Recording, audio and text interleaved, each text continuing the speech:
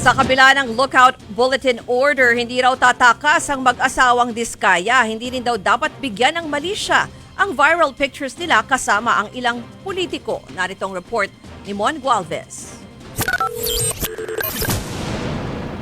Nakagarahe na sa opisina ng St. Gerard Construction sa Pasig ang 12 luxury cars na sakop ng search warrant ng Bureau of Customs.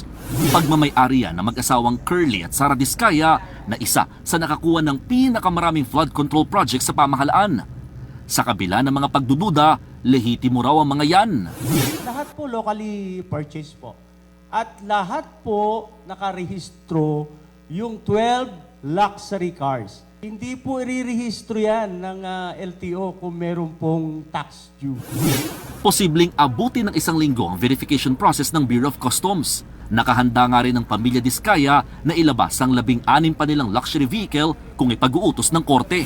Pinabulaanan ng kampo ng mga Diskaya yung unang sinabi ni Senador Jingo Estrada na aabot sa 80 sasakyan ng pagmamay-ari ng pamilya at kanilang kumpanya.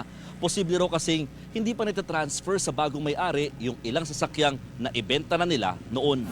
Sa kabila ng Immigration Lookout Bulletin Order, nananatili raw sa bansa ang mag-asawang Diskaya. Dito pa.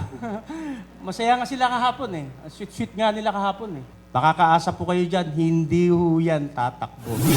Handa rin daw sila sakaling silipin ng BIR ang kanilang buwis. Ang labanan ho dito, dokumento, hindi ho chismis, hindi ho sokmen.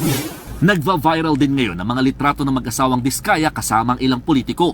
Pero nila, Hindi naman po ibig sabihin na nagpa-picture ka eh. May connection ka na. nagbabalita mula sa frontline.